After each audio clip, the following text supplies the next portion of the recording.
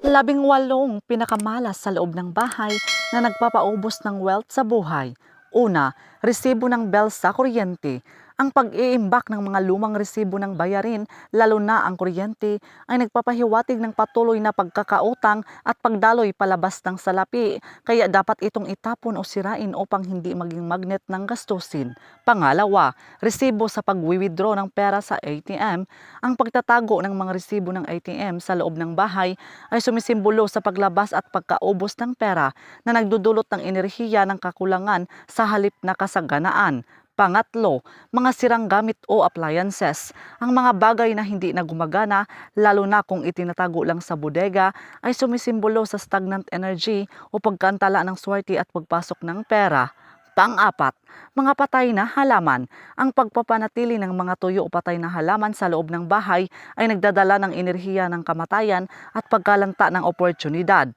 Panglima, basag o tapyas na pinggan o baso. Ang pagkain o pag-inom gamit ang mga basag na kagamitan ay nagpapahiwatig ng broken wealth o hindi buong swerte. Ito ay nag-aanyaya ng kakapusan.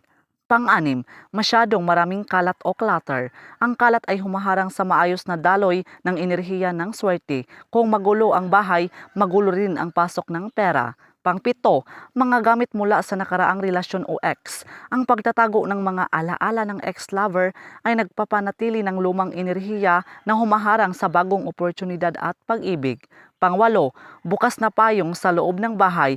Pinaniniwalaan sa Feng Shui na ang pagbubukas ng payong sa loob ng bahay ay nag-aanyaya ng malas at nagpapahina sa proteksyon ng bahay. Pang-siyam, salamin na nakatapat sa pintuan. Ang salamin ay dapat hindi nakatapat sa main door dahil itinutulak nito palabas ang swerteng papasok sana sa bahay. Pang-sampo, mga tinik o matutulis na halaman. Ang pagtatanim ng cactus o may mga tinik sa loob ng bahay ay nagdudulot ng negatibong enerhiya na nagiging sanhi ng away at pagkalugi. Panglabing-isa, maitim o madilim sa sulok. Ang mga bahagi ng bahay na madilim at hindi nililinis ay nag-iimbak ng negatibong enerhiya. Dapat itong lagyan ng ilaw. Panglabing-dalawa, sirang orasan. Ang tumigil na orasan ay sumisimbolo sa pagtigil ng swerte o oportunidad. Dapat itong ayusin o itapon agad. Panglabing-tatlo, kalendaryo ng nakaraang taon. Ang pagtatago ng luma o maling kalendaryo ay nagpapahiwatig na hindi makaabante ang buhay at nakatali sa nakaraan. Panglabing-apat, mga kagamitang panglinis na nakadisplay. Ang mga walis at map ay dapat nakatago. Kung nakikita agad pagpasok ng pinto, simbolo ito ng pagwawalis palabas ng swerte.